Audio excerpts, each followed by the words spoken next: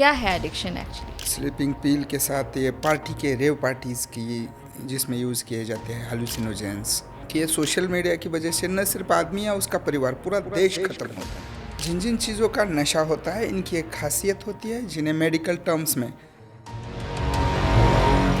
एक है गैम्बलिंग और दूसरा है हार्मफुल गेमिंग। सबसे ज़्यादा लाइफ का कौन सा फेज होता है जो जल्दी नशे के चपेट में आ जाता है?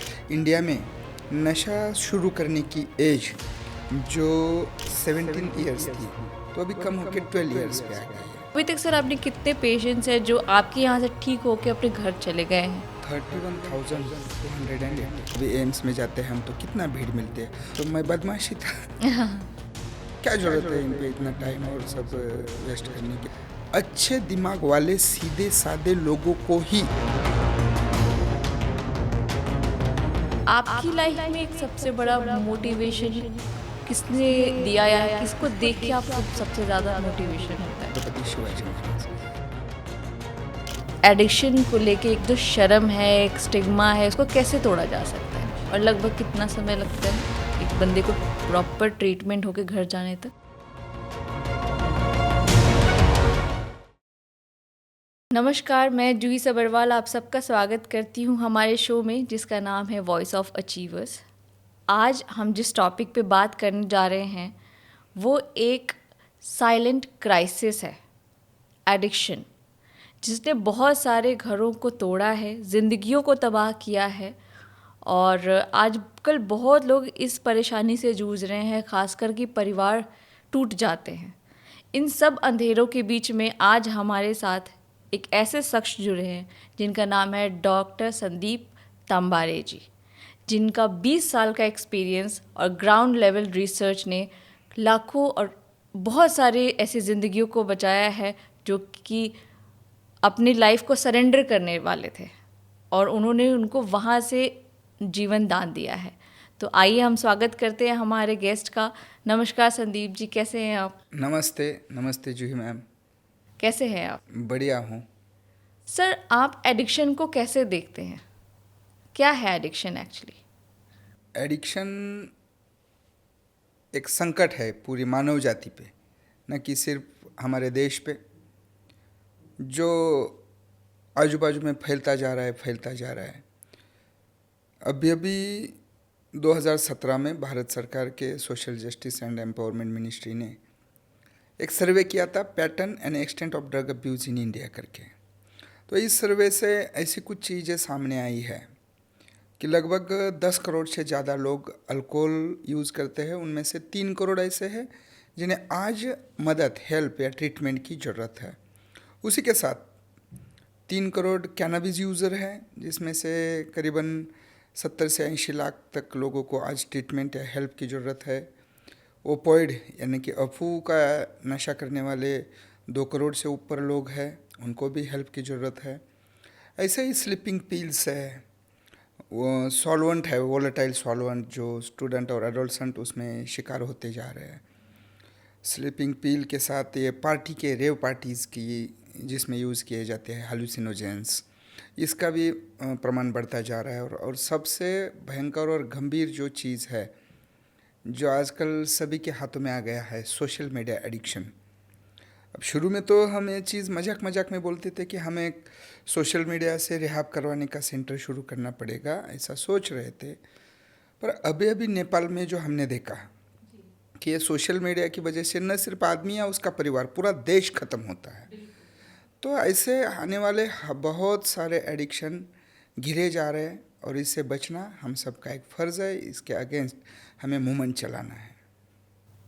तो सबसे ज़्यादा क्या ऐसे रीज़न्स होते हैं ऐसा जिससे लोग नशे में फंस जाते हैं, जिनको एडिक्शन हो जाती है? तो ये जिन जिन चीज़ों का नशा होता है, इनकी एक खासियत होती है जिन्हें मेडिकल टर्म्स में साइको एक्टिव सब्सटेंसेस बोलते हैं। यानी कि इनके सेवन से आदमी का मूड, बिहेवियर और परसेप्शन बदल जाता है।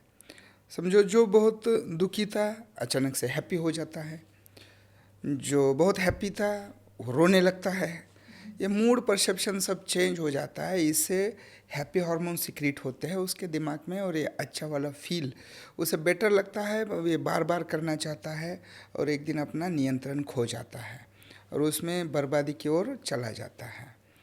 तो भाई ये जो सब्सटेंसेस है, WHO ने 17 सब्सटेंसेस बोले हैं, और ये न कि सिर्फ सब्सटेंसेस, ये ग्रुप ऑफ सब्सटेंसेस है। यानी कि अगर हम एक ग्रुप बोले निकोटीन का है, जिसमें बीड़ी, खैनी, सिगरेट, मावा, गुटखा, जर्दा सब है। दूसरा ग्रुप है अल्कोहल, जिसमें बियर, वाइन, विस्की, रम, वोडका, देशी सब है। तीसरा ग्रुप है कैनाबीज, जिसमें भांग से लेके गांजा, वाइट पाउडर, ब्राउन शुगर सब उसमें आता है। ऐसे 17 ग्रुप्स। और दो बोले हैं बिहेवियरल एडिक्शन, जिसमें से एक है गैम्बलिंग और दूसरा है हार्मफुल गेमिंग जो मोबाइल पे होता है। तो इन सब सब्सटेंस और बिहेवियर का आदमी जब आदी हो जाता है, शिकार हो जाता है, खुद को रोक नहीं पाता है, तो उसमें डिपेंडेंसी आ जाती है। मतलब इसके कुछ स्टेजेस है कि नशा कैसे कैसे ज़िंदगी पे छा जाता है। शुरू में तो आदमी यूज़ करता है, मज़ा लेता है उस चीज़ का, पर धीरे धीरे हार्मफुल यूज़ में चला जाता है। मतलब जो क्वांटिटी बोली है उसे ऊपर जाएगा, ज़्यादा क्वांटिटी लेगा, खुद को हार्म करेगा, फैमिली को हार्म करेगा। कुछ कुछ लोग वहाँ पे भी रुक जाते हैं, उन्हें हार्मफुल यूजर्स बोलते हैं। पर जो वहाँ नहीं रुकते तो वो आगे के स्टेज में चले जाते हैं, जिसको डिपेंडेंस बोलते हैं। अब किसी भी सब्सटेंस का डिपेंडेंस आ जाता है तो उस आदमी में 6 लक्षण दिखते हैं। सबसे पहला तो है कि क्रेविंग आती है उसमें, दूसरा है टॉलरेंस आता है, तीसरा है विड्रॉल के साइन सिम्टम दिखने लगते हैं, लॉस ऑफ कंट्रोल होता है। उसके साथ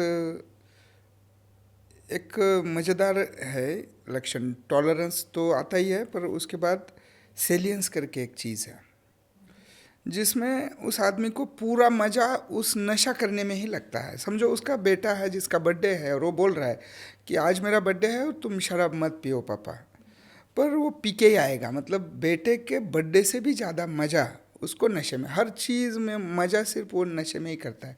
ये 6 लक्षण जिसके साथ जुड़ जाते हैं वो डिपेंडेंस में चला गया बोलते हैं, और उसे हेल्प की ज़रूरत है, उसे मदद की ज़रूरत है। तो सर, जैसे आपका रिसर्च 20 साल का है इस फील्ड में, आप बहुत सारे लाइफ्स को सेव कर चुके हैं, तो सबसे ज़्यादा लाइफ का कौन सा फेज़ होता है जो जल्दी नशे के चपेट में आ जाता है? जैसे वो चाइल्डहुड है, यूथ है, या एडल्टहुड है, मतलब कौन सा ऐसा फेज़ होता है? बहुत बहुत बढ़िया क्वेश्चन जुई जी। क्योंकि हम कितना भी एडिक्टेड लोगों का ट्रीटमेंट करते रहे, जब तक रोकथाम नहीं करेंगे तब तक हम इस पे विजय नहीं पा सकते। तो हमें ये ढूंढना है कि एंट्री पॉइंट जिससे आदमी नशे में चला जाता है। तो ये है एडोलसेंट एज, जिस उम्र में डिसीजन मेकिंग पावर इतना डेवलप नहीं होता है, पीयर प्रेशर इतना बढ़ चुका होता है कि दोस्त कह रहे तो करना ही पड़ेगा। तो वहाँ से आदमी शुरू होता है आ जाना। और फिर जो यूथ स्टेज आता है तो वो तो मालिक ही होता है खुद की मर्जी का, तो आगे आगे आगे उसमें फंसता चला जाता है। तो सबसे हमें एंट्री में देखना है कि एडोलसेंट, अभी अभी जो रिसर्च हुई थी उसमें ये सामने आया कि इंडिया में नशा शुरू करने की एज जो 17 ईयर्स थी, तो अभी कम होकर 12 ईयर्स पे आ गई है। 12 ईयर्स यानी समझो कि 6ठी क्लास का लड़का, वहीं से एडिक्शन ज़िंदगी में आना शुरू हो जाता है। तो ये जैसे चाइल्डहुड होता है, जैसे आपने बताया 12 साल की उम्र को नशा करने के लिए अलाउ कर दिया गया है, ऐसा है। तो 12 साल तो उम्र बहुत ही छोटी होती है सर। इस चीज़ में अगर कोई आ रहा है तो पेरेंट्स तो वहीं पे टूट जाते होंगे ये सुनने के बाद कि मेरे बच्चे ने नशा किया है। तो ऐसा कोई केस आपके पास आया है अभी तक? हाँ, अभी हमारे यहाँ एक ट्रीटमेंट ले रहा है बच्चा, जो ये जो वाइटनर आता है ना, ये वाइटनर को सूंघने का नशा करता है। तो जब उसके घर में पता चला कि शुरू शुरू में तो ध्यान नहीं दिया किसी ने, किसी को समझ में भी नहीं आया, पर हम अवेयरनेस प्रोग्राम करते रहते हैं कि नशे में अटका हुआ लड़का या आदमी कैसे ढूंढने का है। तो उस वर्कशॉप के दरमियान उसके टीचर ने जब बोला कि वो बार बार स्कूल में नहीं आता है, बंक करता है लेक्चर्स, पढ़ाई में जो बेहतर था वो पीछे रह गया है, तो सब ढूंढने लगे कि क्या कॉज है। तो उसमें पता चला कि इन 5-6 लड़कों का ऐसा ग्रुप है जो स्कूल छूटने के बाद या कभी कभी बंक करके भी कॉलेज के एक मैदान के कोने में इकट्ठा होते हैं। वहाँ कोई तो भी अपना वाइटनर का बोतल लेके आता है और रुमाल पे डाल के सब एक दूसरे को सूंघने को देते हैं। तो अब ये जो पेट्रोलियम प्रोडक्ट्स हैं, बाकी समझो नशा जिस जिस चीज़ से होता है बुरी तो सभी है, पर ये शराब, ये खैनी, तंबाकू, ये समझो मानव के लिए बनी है। पर ये जो नया ट्रेंड आ रहा है बच्चों में, ये जो पेट्रोलियम प्रोडक्ट्स है ये ह्यूमन बीइंग के लिए बने ही नहीं है। तो ये जब नाक में से मुंह में से अंदर जाते हैं तो पूरा अंदर सब क्राइसिस कर देते हैं, सब ख़त्म कर देते हैं। अपना लंग्स, कार्डियक इफेक्ट होते हैं, दिमाग पे इफेक्ट होते हैं। तो घर वालों को तो समझ में ही नहीं आया कि अब करे क्या।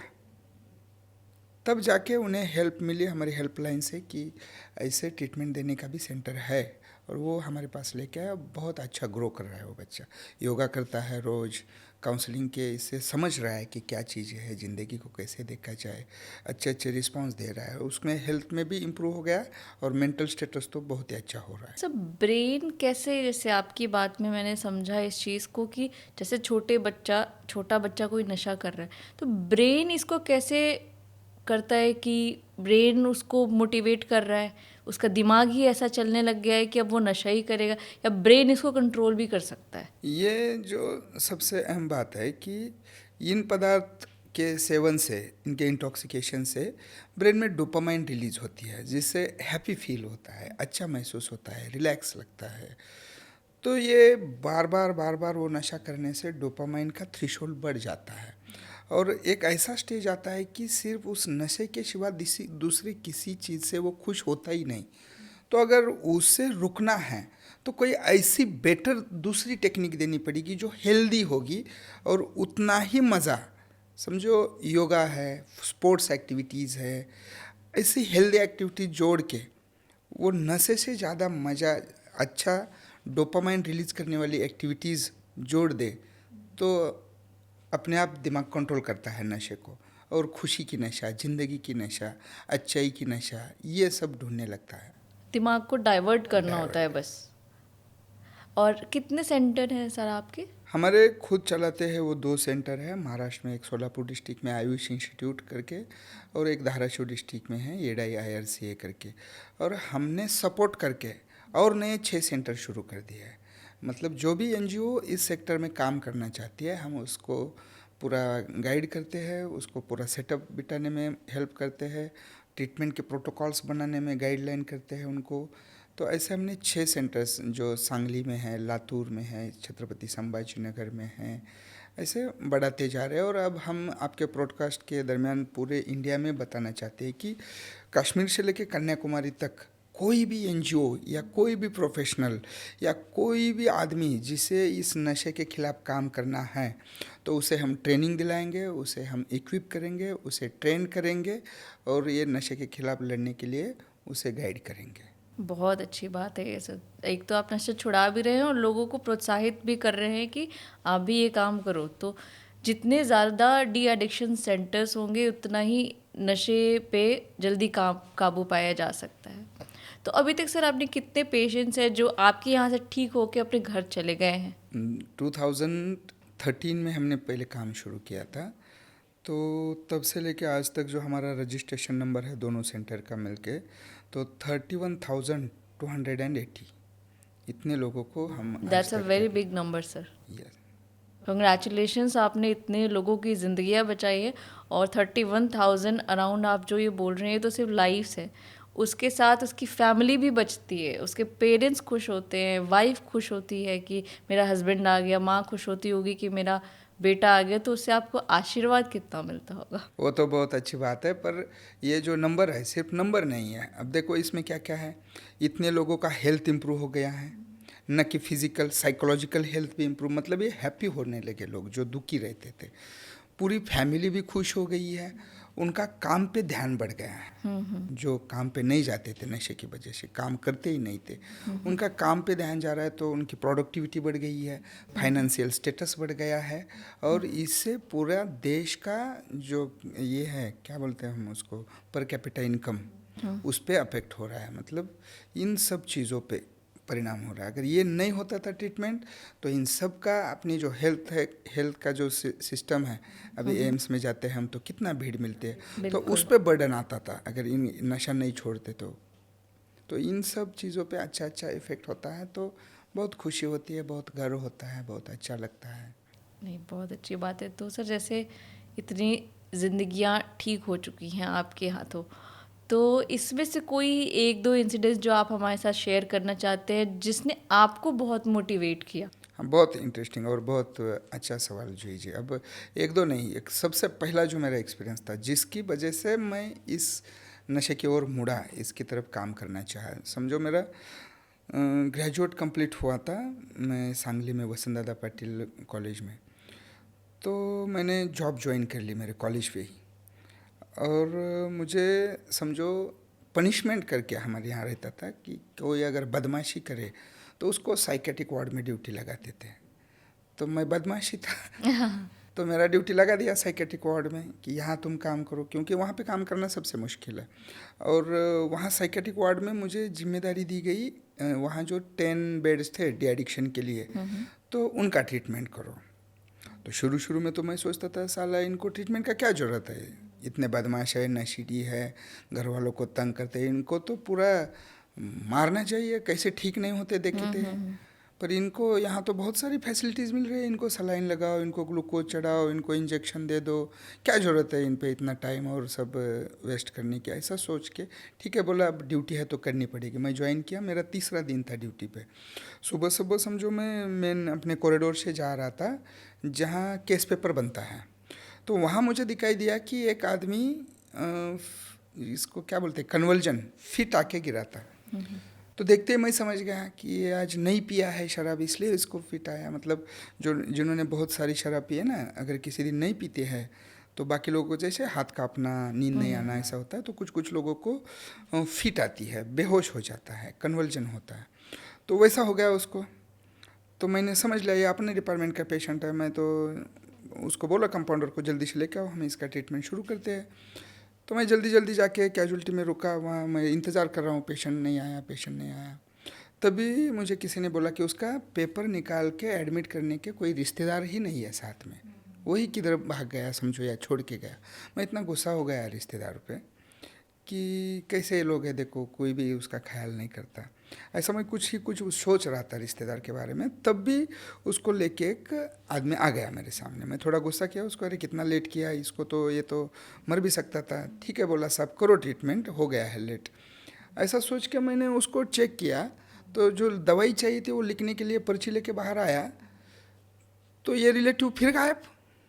अब तो मैं इतना गुस्सा हो गया, मैंने 4 कंपाउंडर को बुलाया और बोला ये इसके रिश्तेदार को जहाँ भी होगा पकड़ के लेके आओ। एक तो लाने में देर कर दी, अब दवाई लाने को ये जगह पे नहीं है, इसकी लापरवाही की वजह से जान जाएगी इसकी। मैं बहुत गुस्सा हो गया। तो 3 कंपाउंडर गए, सब चारों ओर ढूंढा, और वो आके बोले कि साहब इसके साथ जो था आदमी वो इसका कोई रिश्तेदार ही नहीं है, वो भी नशा छुड़ाने के लिए ही आया था इस हॉस्पिटल में अपने, और यहाँ 10 रुपये में ही ट्रीटमेंट मिलता है, वहाँ 10 रुपये में पेपर मिलता था, तो वो 10 ही रुपये लेके आया था। पर इसका हालत देख के उसने इसका पेपर बनाया, उसको एडमिट किया, और उसको खुद को भी एडमिट होना है तो किसी से और 10 रुपये मांगने गया।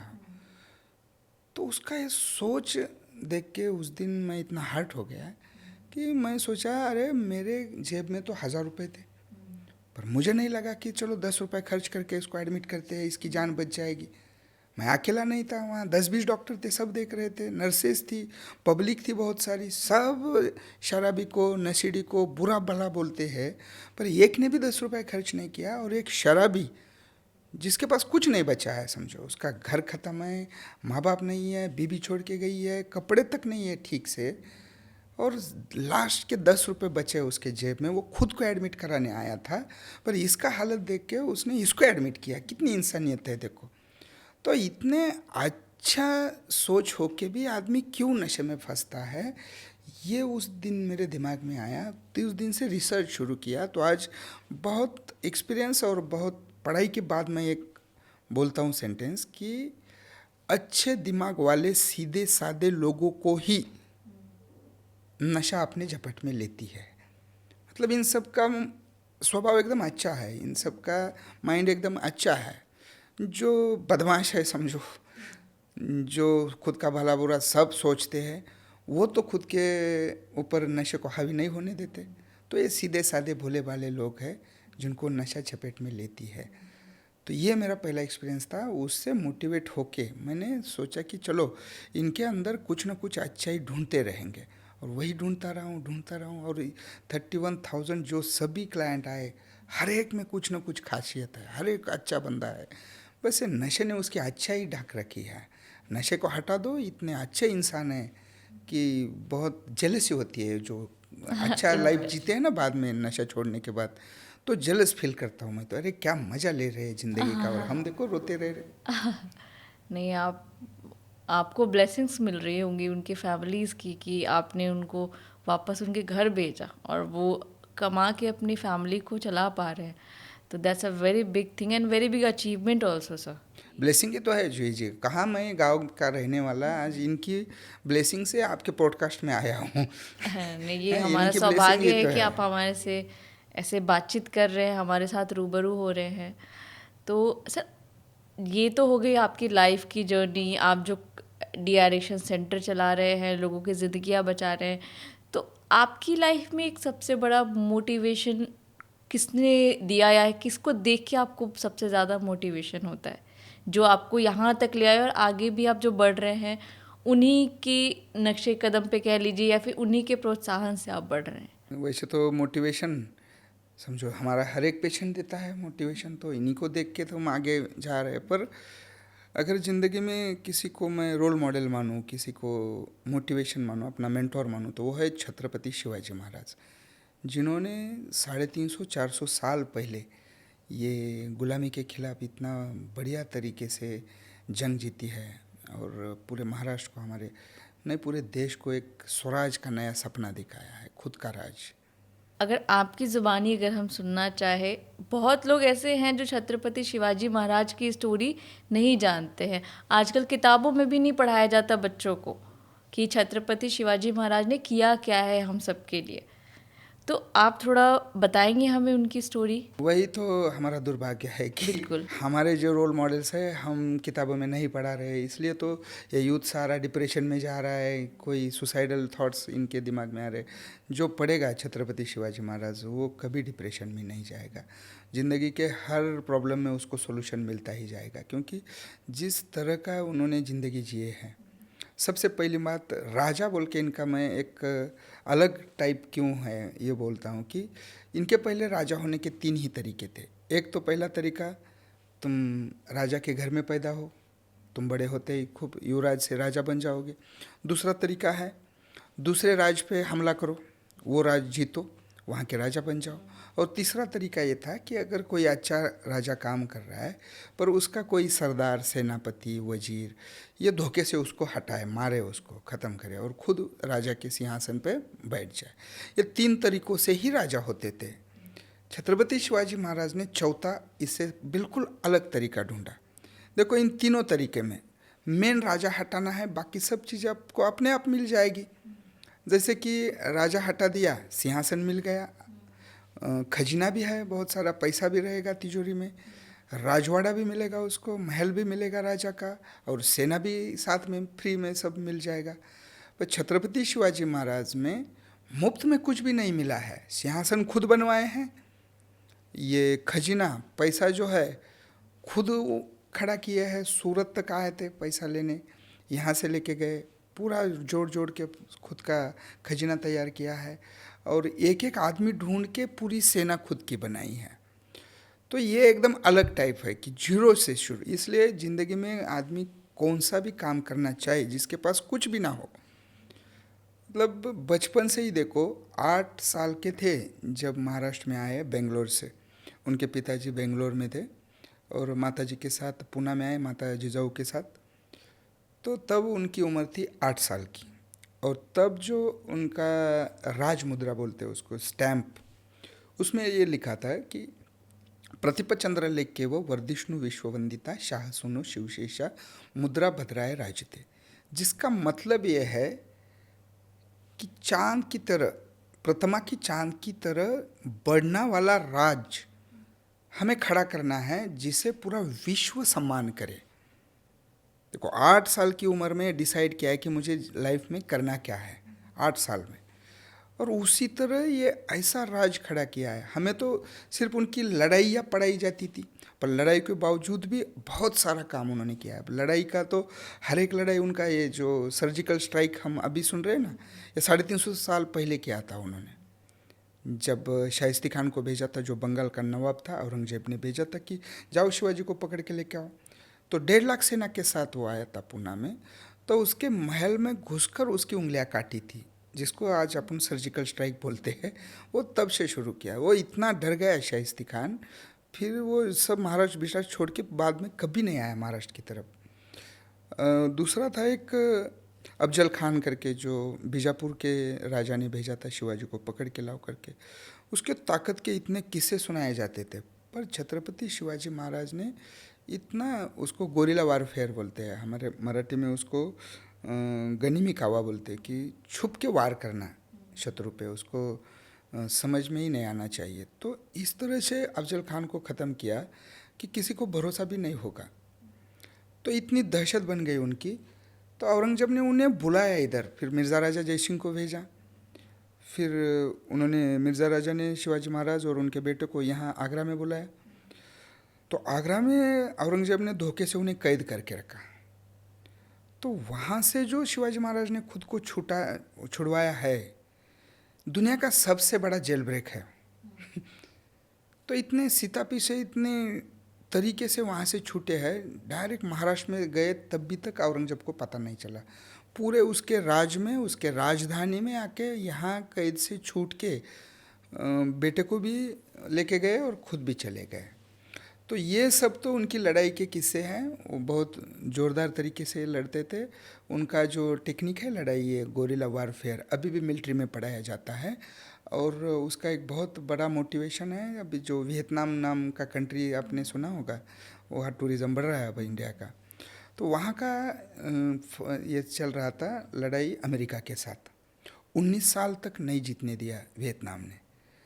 और जब वो जीता जंग, तो प्रेस वालों ने पूछा, कैसे जीते आप इतने बड़े राष्ट्र के विरुद्ध?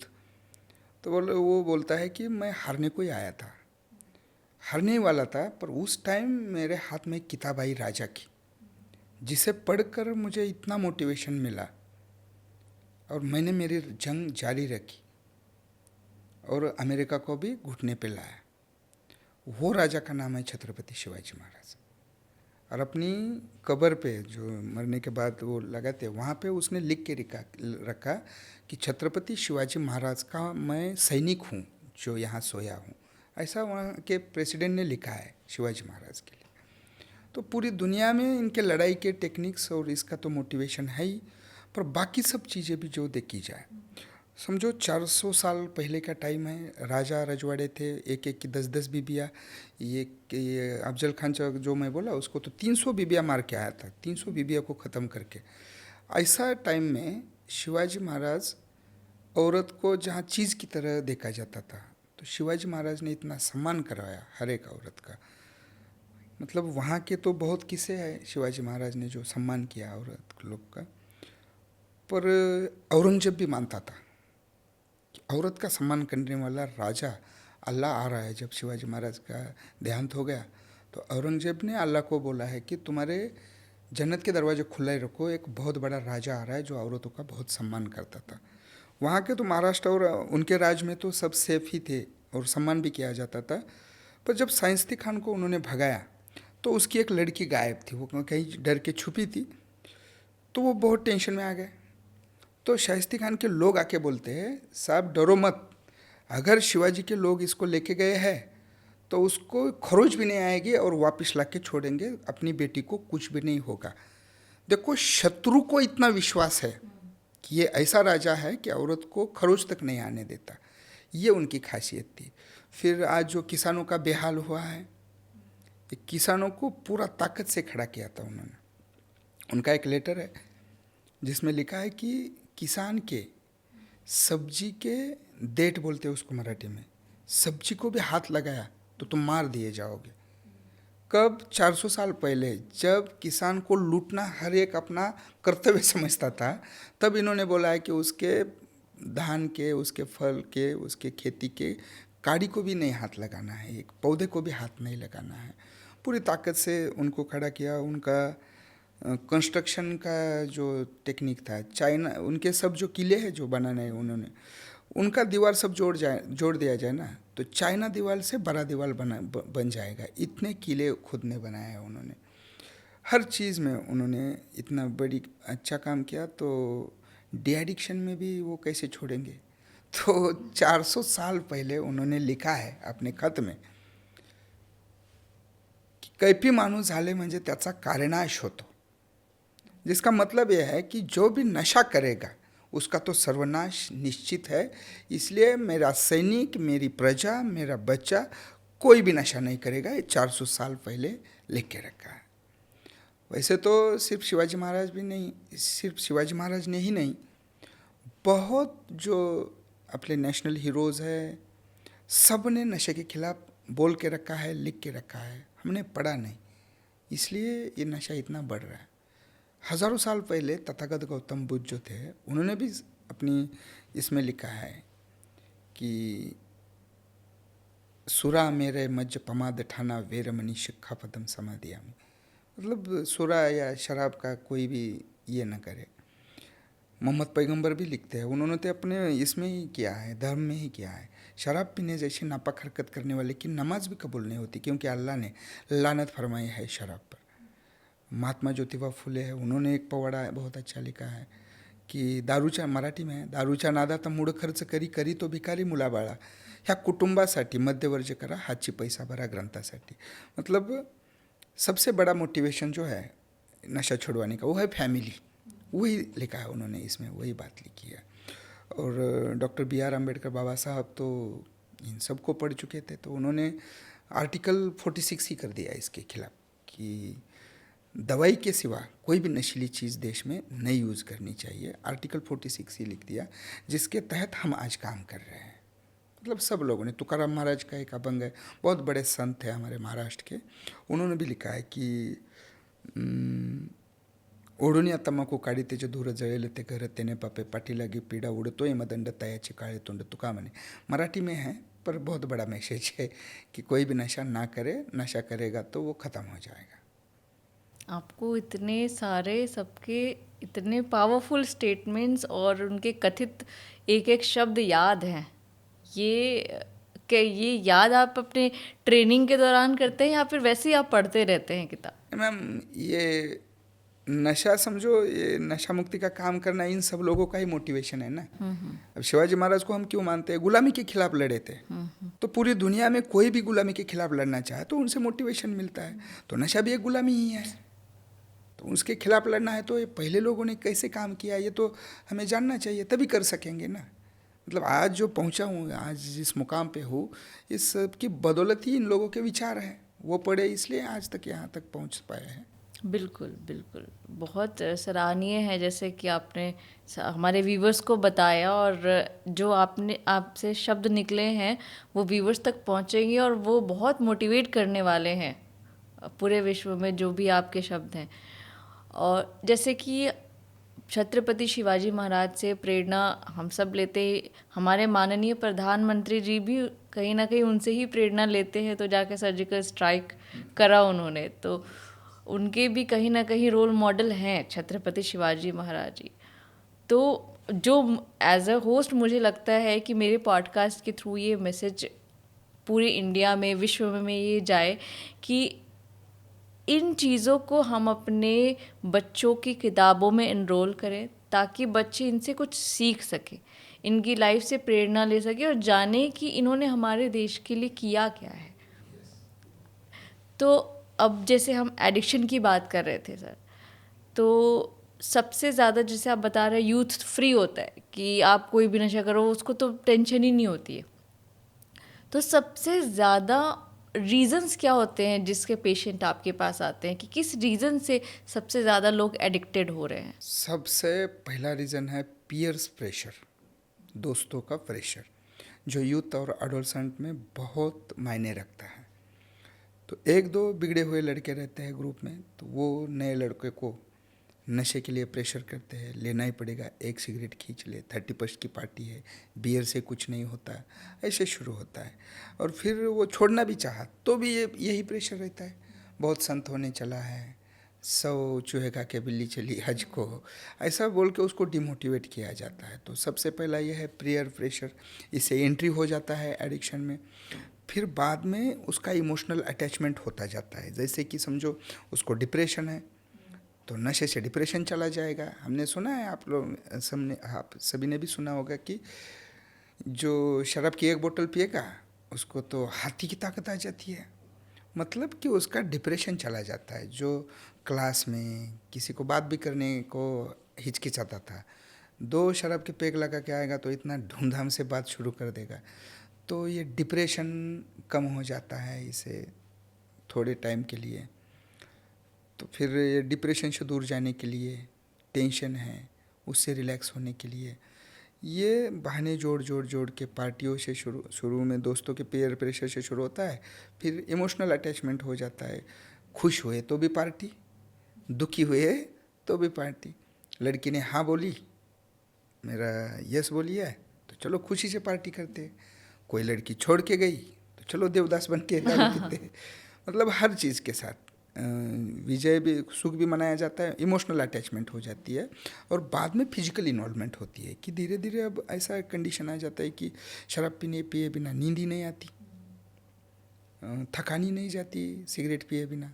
ऐसा फिजिकल नहीं पिए तो हाथ कांपने लगते हैं, जी मचलाना लगता है। तो ये पूरा कवर अप करके पूरे बॉडी को वो और आदमी को, इंसान को नशा अपनी चपेट में ले लेता है। तो सर जैसे कोई बच्चा है किसी का जो एडिक्शन में आ गया है, एडिक्टेड हो गया है किसी नशे का, तो फैमिलीज़ को कैसे उसको ट्रीट करना चाहिए? पेरेंट्स को। बहुत बढ़िया सवाल जय जी। क्योंकि गीता में जो लिखा है कर्तव्यनिष्ठ, एक मराठी शब्द है कि कर्तव्यनिष्ठ किसे कहे। अगर एक डॉक्टर सिर्फ बीमार लोगों का इलाज करता है तो नॉर्मल डॉक्टर हुआ, पर कोई बीमार ही ना पड़े इसलिए अगर कोई काम कर रहा है तो वो सच्चा कर्तव्यनिष्ठ है, ये कर्मा है अकॉर्डिंग टू द गीता।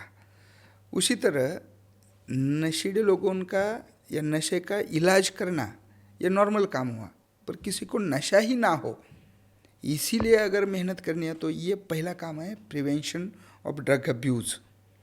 तो ऐसे सबसे पहले आइडेंटिफाई करने हैं कि अपने बच्चे में ऐसे कुछ कैरेक्टर्स दिखते हैं कि जो आगे जाके नशे में बहता चला जाए। तो ऐसे होते हैं, मतलब घर से भाग जाना, बचपन में ही पैसे चुराना, या फिर बहुत अच्छा एकेडमिक परफॉर्मेंस होना भी है, एकेडमिक परफॉर्मेंस ना होना भी है। ऐसे कुछ कैरेक्टर्स है जिससे पहचाना जा सकता है कि यह आदमी बड़ा होकर नशेड़ी होने की पॉसिबिलिटी है।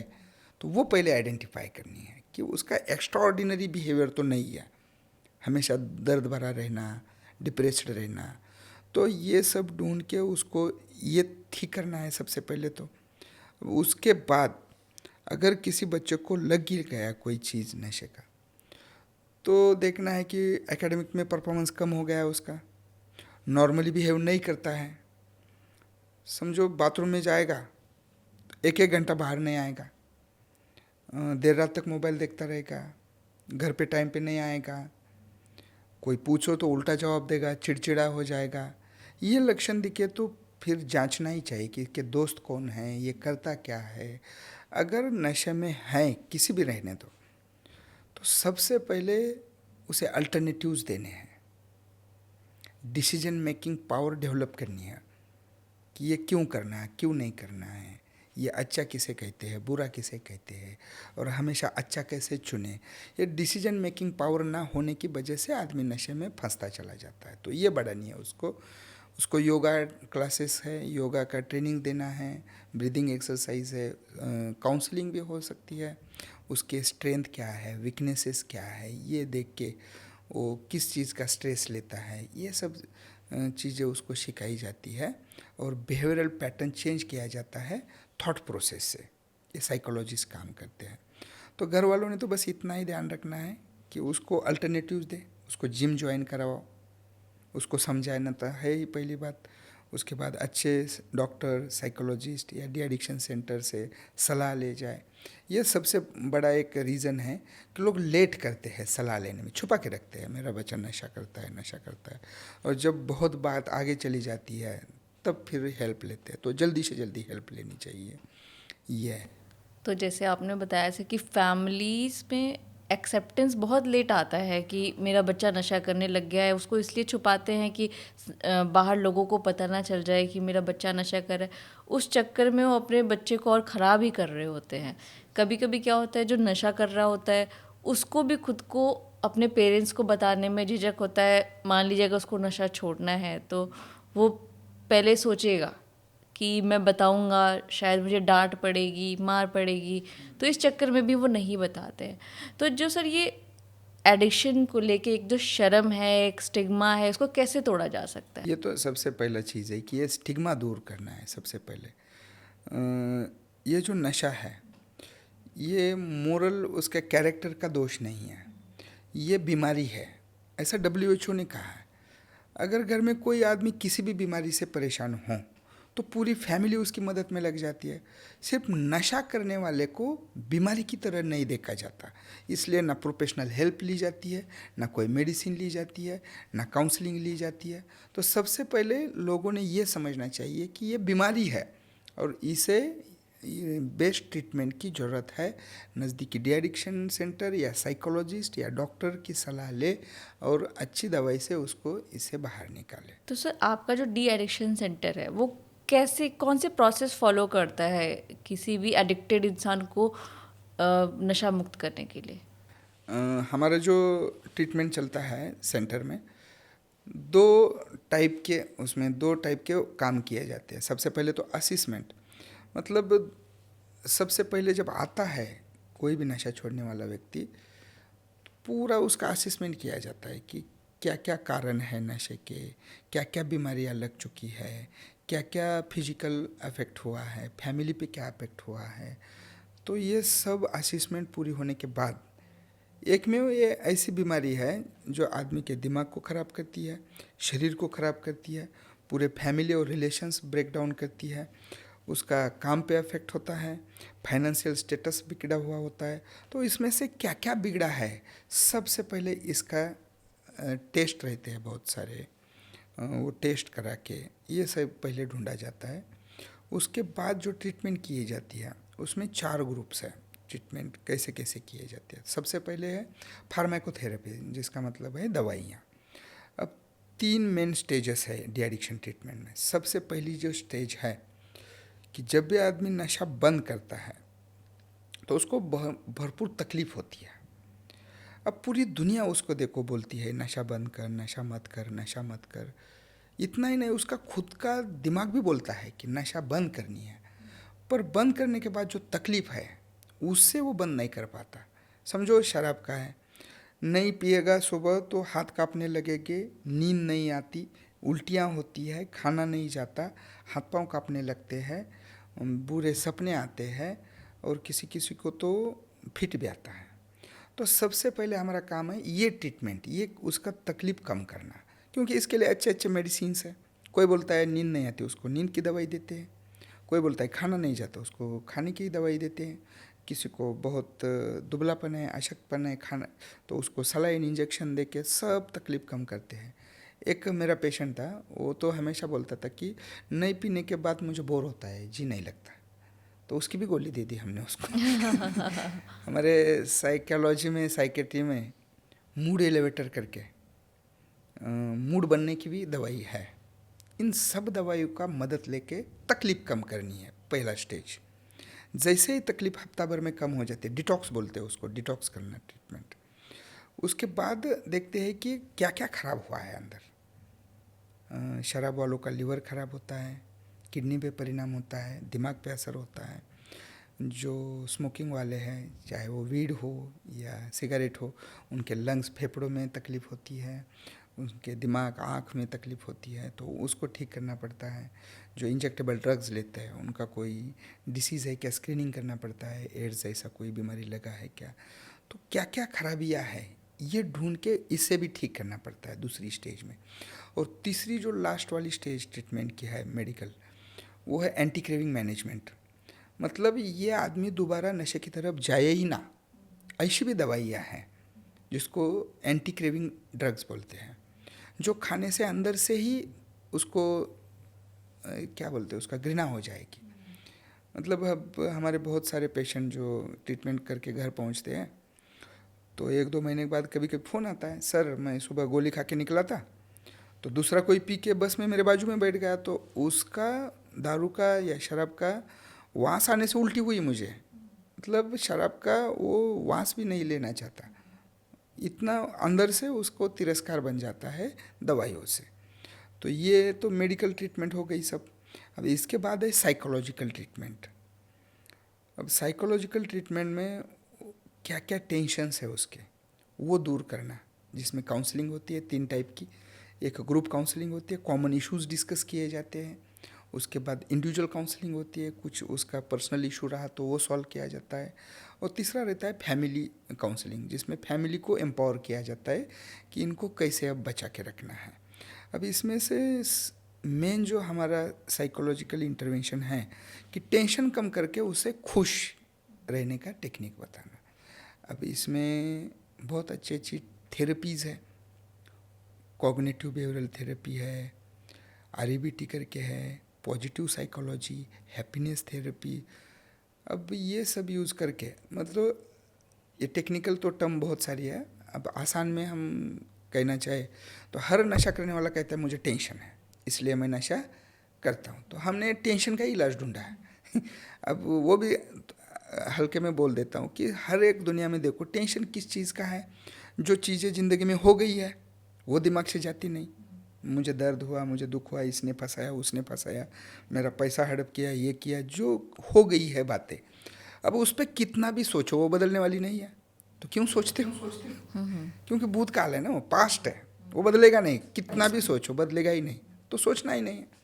कितना भी दुख होने दो जिंदगी में, क्योंकि जितना सोचोगे दुख बढ़ता जाएगा, मल्टीप्लाई होता जाएगा वो। छोड़ दो, गायब हो जाएगा।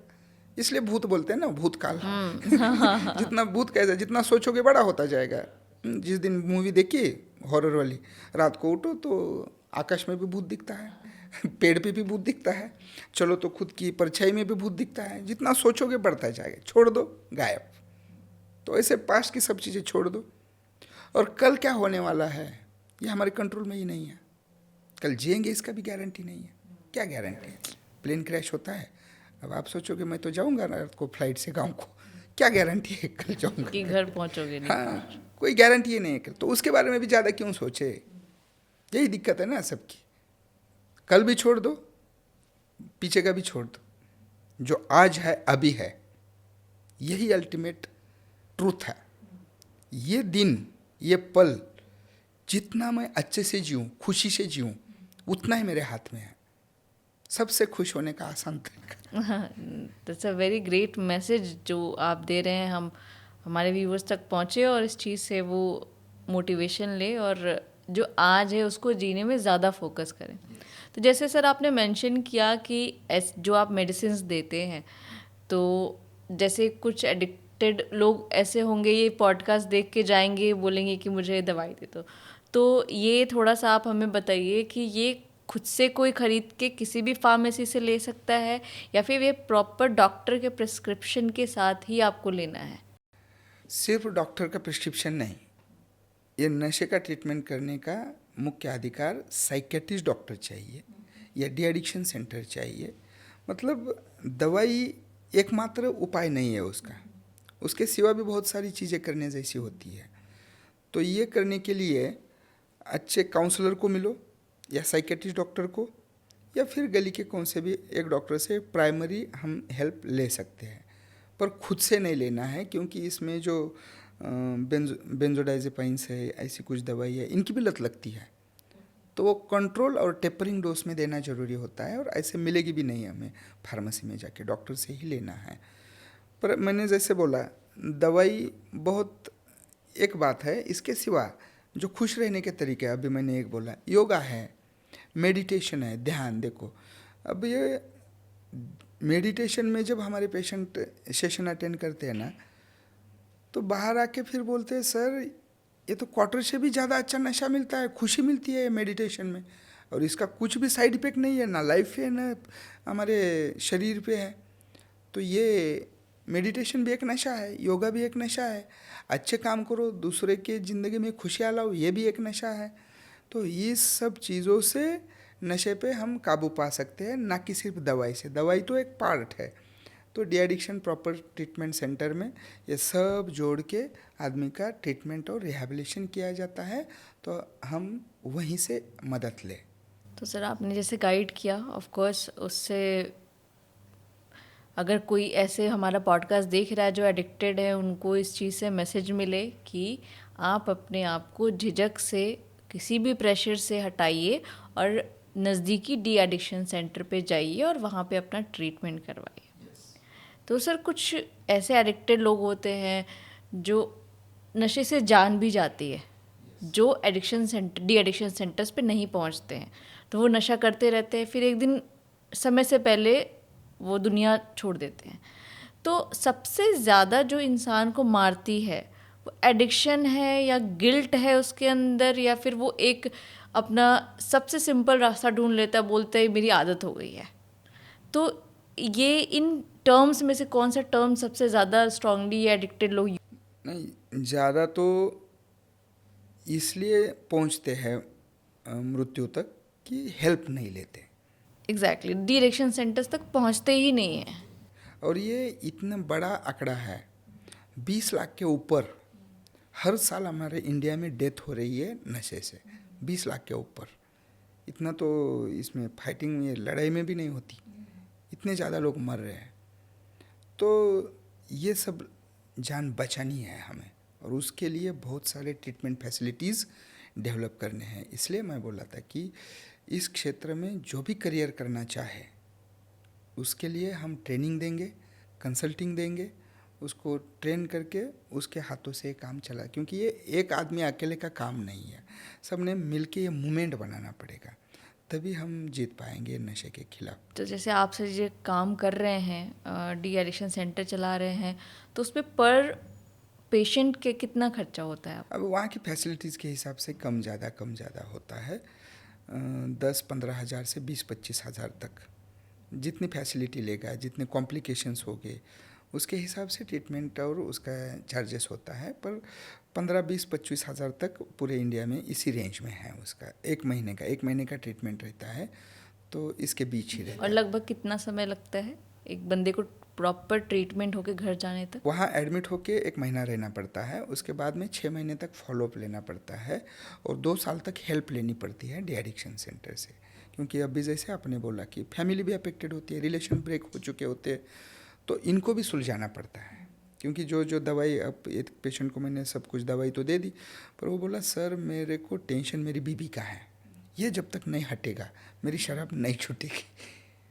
तो हमने फैमिली काउंसलिंग शुरू कर दी उसमें, क्योंकि ये जो घर वाले बोलते हैं ना कि ये बदमाश है करके ऐसा करता है, नहीं, वो मेंटली इल है इसलिए करता है। ये जब घर वालों को समझ में आता है तो उनका सपोर्ट मिलता है। तो इसलिए फैमिली को इकट्ठा करके सब टूटे हुए रिश्ते जोड़ना, ये भी इम्पोर्टेंट ट्रीटमेंट है।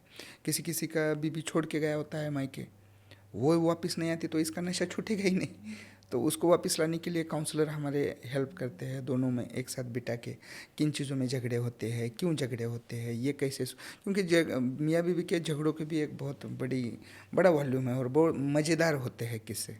शुरू तो होते हैं कि सब्जी में नमक कम है इससे झगड़ा शुरू हुआ समझो, और आखिर में लास्ट होता है शादी में तुम्हारे पिताजी ने हमारा सम्मान नहीं किया। तो ये सब चीज़ें उनके सामने लाके रखते हैं कि ये क्या है इन झगड़ों में, देखो। तो हम नियम बना के देते हैं, मियाँ बीबी झगड़ने के नियम। ओके ये बाउंड्रीज है, इसमें रह के लड़ाई करो। मतलब एक है उसमें ऐसा कि झगड़ा किसी ने भी शुरू करने दो, जो पहले सॉरी बोलेगा वो जीतेगा ऐसे कर करके 48 शादियाँ, ऐसे मियाँ बीवी जिनका तलाक चल रहा था कोर्ट में। 48 ऐसे कपल्स को हमने एक साथ जोड़ा है और ये अब उनका खुशी से संसार कर रहे हैं, खुशी से ज़िंदगी जी रहे हैं। 48। बहुत अच्छी बात है सर। और सबसे खराब नशा कौन सा होता है सर, जिसको आप कहेंगे ये तो जान ही ले लेगा एकदम अगर इसको सही टाइम पे नहीं ट्रीट किया गया तो? नशा तो सभी खराब है। अच्छा, खराब तो है, उसमें भी जो जानलेवा है जानलेवा अभी जो नए आ रहे हैं ड्रग्स, ड्रग्स। सभी नशे में। अब ये देखो ये हो गया है, मैंने जो बोला अभी ग्रुप्स है अलग अलग। तो जितना कैनबिस नेचुरली मिलता है उससे कई ज़्यादा लोग यूज़र्स बढ़ गए हैं। तो अब कैनबिस लैबोरेटरी में बन रहा है, फैक्ट्रियों में बन रहा है। ओपोइड एमडी पाउडर जो बोलते हैं ना, वो तो फैक्ट्री में बनता है। तो शुरू में तो ये नेचुरली आता था, अब फैक्ट्रियों से आ रहा है, सब भी इसमें केमिकल्स है। तो इससे घातक से घातक परिणाम होते हैं।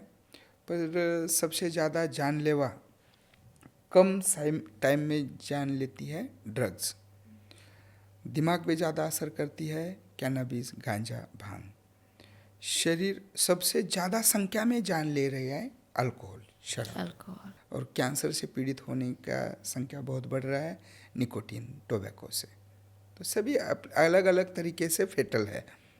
संख्या अल्कोहल वालों की सबसे ज़्यादा है, दिमाग पे असर कैनबिस वालों के ज़्यादा है, और बहुत सारी बीमारियां जुड़ के मरने का, जल्दी से जल्दी मरने का ड्रग्स वालों का ज़्यादा किस्सा है। तो सर कोई एक मैसेज जो आप हमारे यूथ को देना चाहेंगे कि अगर दो तरीके के मैसेजेस आपसे हम लेना चाहेंगे सर। एक तो अगर कोई एडिक्टेड है, चाहे कोई है, यूथ है, एडल्टहुड है या जो भी है, अगर उसको नशा छोड़ना है, वो अगर डी एडिक्शन सेंटर तक नहीं पहुंच पा रहा है, तो वो क्या अपने अंदर वैसे हैबिट्स को लाए अपनी लाइफस्टाइल में जिससे वो इसको काबू कर सकता है। दूसरा, आपके पॉडकास्ट को बातों को सुन के, आपके पॉडकास्ट सुन के बहुत लोगों को ऐसा होगा कि आपसे मोटिवेशन मिलेगी कि चलो मैं भी अपना एक डी एडिक्शन सेंटर खोलता हूँ। उनके अंदर भी शायद ये आसपास देखेंगे कि कोई मर रहा है या फिर किसी की ज़िंदगी ख़राब हो रही, तो उनके दिमाग में भी आ सकता है कि डी एडिक्शन सेंटर शुरू करते हैं। तो उस केस में आप इन दोनों पहलुओं को कैसे देखेंगे या क्या एक मैसेज देना चाहेंगे? तो सबसे पहली बात है कि ज़्यादा से ज़्यादा अवेयरनेस स्प्रेड करें। एक बीमारी है, जल्दी जल्दी हेल्प ले, खुद को बचाए और खुद से ये लड़ाई की शुरुआत करें। सबसे पहले मुझे पूरी ज़िंदगी नशा मुक्त रहना है, कोई भी नशा नहीं करना है। अभी हमने पिछले साल अपने social justice and empowerment minister Virendra Kumar ji के माध्यम से 10 लाख से ज़्यादा लोगों ने ऑनलाइन शपथ लिया है कि पूरी ज़िंदगी में हम नशा नहीं करेंगे। तो ऐसे अवेयरनेस कैंपेन करते रहेंगे, खुद को बचाए। दूसरी बात है, जो अपने अड़ोस पड़ोस में है उनको बचाए मतलब कैसे बचाए, कि उनको अदर टेक्निक्स बता दे खुश रहने के, ज़िंदगी के सामना करने के, डिसीजन मेकिंग रहा, स्ट्रेस मैनेजमेंट और ये योगा, मेडिटेशन, ये सब चीज़ों से खुशी रहने के सब तरीके अपना ले, ढूंढ ले, क्योंकि नशा करने की कभी ज़रूरत ही ना पड़े। अगर इससे भी कोई ऑलरेडी उस चंगुल में आ चुका है, कोई फंस चुका है, तो उसके लिए भी यही मैसेज है कि जल्दी से जल्दी नज़दीकी डी एडिक्शन सेंटर से हेल्प लो और खुद की ज़िंदगी संवारो, राष्ट्र को भी बचाओ, फैमिली को भी बचाओ। अब ये सब करने के लिए जितने ज़्यादा लोग आगे आएंगे उतना अच्छा काम हो जाएगा। ये किसी अकेले का नहीं, ये मूवमेंट है। तो इस मूवमेंट में सबसे ज़्यादा यूथ ने पार्टिसिपेट करना चाहिए। तो करियर बोल के इस तरफ हम आगे से देखना शुरू करना चाहिए, तब ये नशा ख़त्म होगा। अब ये सोशल वर्क है, ये सब चीज़ें तो है, पर अब पैसे कमाने का देखो 3 तरीका होता है। एक, खुद भी कमाओ, दूसरों को नुकसान ना हो, इतना ही सोचो, काफ़ी है। खुद तो कमाओ, दूसरों को नुकसान मत दो। दूसरा एक तरीका है, मेरा भी फ़ायदा हो, दूसरे का भी फ़ायदा हो, विन विन सिचुएशन जिसको बोलते हैं। तो ये डी एडिक्शन फील्ड में करियर करना दूसरे टाइप में आता है कि दोनों का भी फ़ायदा है। तो इसलिए पढ़ाई के जो नए यूथ है जो पढ़ रहे हैं उनके लिए मैं मैसेज देना चाहूँगा, कहना चाहूँगा कि जो भी 12th में है अच्छा पढ़ाई करे, अच्छे नंबर लाए, डॉक्टर बने, साइकेट्रिस्ट बने और बहुत अच्छे तरीके से डी एडिक्शन सेंटर खोल दे। देखो, मैं बहुत छोटे गांव में रहता हूँ जहाँ ग्राम पंचायत है और वहाँ 200 बेड का हॉस्पिटल मैंने नशे के लिए शुरू किया है। इतने छोटे गांव में मैं छोटा डॉक्टर, तो इतना अच्छा काम कर सकता हूँ। आप बड़े डॉक्टर बनो, ज़्यादा से ज़्यादा इसमें की डिग्रियाँ हासिल करो और अच्छा डी एडिक्शन सेंटर खुद शुरू करो। जो ये नहीं कर पाए वो नर्सिंग में जाए।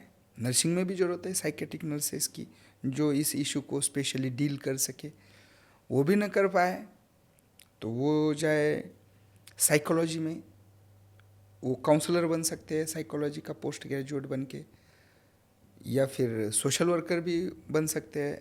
साइकेट्रिक मेडिकल सोशल वर्कर करके कोर्सेस है अपने बहुत सारी यूनिवर्सिटीज़ में, वो करके इस फील्ड में आना चाहे तो आ सकते हैं। इतना भी नहीं कर सके, कोई भी ग्रेजुएट रह सका, तो ऐसे डी एडिक्शन सेंटर को एक कोऑर्डिनेटर की ज़रूरत होती है जो अच्छे से चला सके, वहाँ की एक्टिविटीज़ मॉनिटर कर सके। तो वो भी काम आप कर सकते हो, कोई ग्रेजुएट हो तो भी। अब इससे भी नीचे कोई 12वीं पास भी नहीं हुआ तो वहाँ का चौकीदार बन जाए, क्योंकि स्पेशल चौकीदार की ज़रूरत होती है। बाकी हॉस्पिटल में बाहर से आने वाली भीड़ को रोकना पड़ता है चौकीदार को यहाँ अंदर से कोई बाहर ना भागे ये रोकना पड़ता है। तो उसका जान का सब संभालना, उसका केयर करना, वहाँ का स्पेशल चौकीदार है वो बन सकते हैं। और इसमें से कुछ भी ना बन सके तो चैरिटी कमिश्नर के पास जाए, खुद का एनजीओ रजिस्टर कराए और एनजीओ के अंडर डी एडिक्शन सेंटर खोलो और इन सारे लोगों को तुम्हारे अंडर काम दे दो तो इस तरीके से कोई भी करना चाहे, उसका पढ़ाई कितना भी होने दो, बस दिल में जिद चाहिए कि मुझे इशू पे काम करना है। तो उनके लिए ये प्रोडकास्ट में आप शायद नंबर दे दोगी लास्ट में, तो नंबर पे कॉल करें और कैसे आगे जाना है हम तो कभी भी बताएंगे। या कोई नशा करता है वो सर्च करे, हमारा Ayush institute for addiction management है, वहाँ नंबर्स है, कॉल करे तो आपको पूरी मदद मिल जाएगी। खुद नशा ना करें, जो भी नशे में हैं उनको हेल्प करें, क्योंकि ये अच्छा करियर भी है। अभी मैंने जो बोला, इतने लोग अल्कोहल के एडिक्टेड है जिनको हेल्प की ज़रूरत है और सर्विसेज गैप इतना बड़ा है। तो ऐसे कोई भी अगर इस फील्ड में काम करना चाहते हैं तो हम उसे गाइड करेंगे और उनके लिए एक अच्छा करियर बन जाएगा। क्योंकि जैसे मैंने काम शुरू किया था 20 साल पहले, अब वहाँ छोटे से गांव में काम करके ट्रीटमेंट तो करता ही हूँ, पर हमने उसमें रिसर्च भी कर दिया है। जो छोटा सा गांव है वहाँ रिसर्च कर दिया कि हमारा मेन मोटो था अब effective and affordable treatment for addiction management. तो हमने जो जो अपनी इंडियन थेरेपीज़ थी, योगा, मेडिटेशन, हैप्पीनेस, बहुत सारे आयुर्वेदा, इसमें योगा सब जोड़ दिया और इसे एक प्रोटोकॉल बनाया कि कम पैसों में कैसे नशा मुक्ति का ट्रीटमेंट हो। तो इसके इतने अच्छे रिजल्ट्स आए तो हमने उसका एब्स्ट्रैक्ट पेपर, रिसर्च पेपर बना के इंटरनेशनल कॉन्फ्रेंस में भेज दिया। तो थाईलैंड में जो कॉन्फ्रेंस हुआ था वहाँ पे हमारी एनजीओ को, हमारे सेंटर को स्टार ऑफ एशिया अवार्ड मिला कि ये योगा करने से कितना स्पीड अप होता है डी एडिक्शन ट्रीटमेंट। तो बहुत अच्छा उसमें भी रिजल्ट मिला। तो एक छोटे से गांव में रहने वाला मैं छोटा सा डॉक्टर, पर इन सब बेवड़ों के आशीर्वाद से आज 200 पेशेंट एडमिट करने का कैपेसिटी जितना हॉस्पिटल, 80 प्रोफेशनल लोग मेरे साथ अभी काम करते हैं, 3 हॉस्पिटल्स है। अब छोटे से गांव से यहाँ दिल्ली तक नहीं, 8 कंट्री में घूम चुका हूँ। ये मतलब डी एडिक्शन के काम से ही, वहाँ कॉन्फ्रेंस में जाता हूँ, समिट में जाता हूँ। और थाईलैंड में तय हुआ, ब्रिटिश पार्लियामेंट में भी प्रोग्राम हुआ, वहाँ पे भी अवार्ड मिला हमारी एनजीओ को। पिछले साल मैं साउथ कोरिया में जाके आया, वहाँ के फेस्टिवल में भी ये योगा, मेडिटेशन और Indian therapies for addiction management करके अच्छा रिसर्च किया, हमने प्रेजेंट किया वहाँ पे। तो ये सब काम करने से नाम तो हो ही गया, पर दिल को सुकून तो इतना मिलता है। गांव के छोटे से पहले शिव जयंती मंडल, गांव की पंचायत समझो, उन्होंने मेरा पहला सम्मान किया था कि अच्छा काम कर रहा है ये आदमी, ये बंदा, ये डॉक्टर। तो वहाँ से शुरुआत हो गई। फिर डिस्ट्रिक्ट कलेक्टर ने अवार्ड दिया, उसके बाद स्टेट गवर्नमेंट ने भी राष्ट्रपिता महात्मा गांधी व्यसन मुक्ति सेवा पुरस्कार करके अवार्ड दिया। उसके बाद दिल्ली में भी मिला ये क्या mother of social work, mother Teresa social work award. उसके बाद जो हमारे उपराष्ट्रपति हैं उनके हाथों से भी आरोग्य रत्न अवार्ड मिला। फिर स्टार ऑफ एशिया भी मिला। मतलब ये एक छोटे से काम से इतना नाम हो गया है कि 8 कंट्री, इतने इंटरनेशनल अवार्ड्स, 2-2, 3-3 हॉस्पिटल्स और इतने सारे लोग साथ में काम कर रहे हैं। और आप सब अगर यूथ इस उम्र में ही जुड़ जाए तो इससे भी आगे जा सकते हो। इन सब के साथ ये पेशेंट, इनकी फैमिलीज़, इनका मिलने वाला आशीर्वाद, ये बहुत बड़ी हमारी कमाई है जो सुकून से ज़िंदगी जीने को मदद करेगी।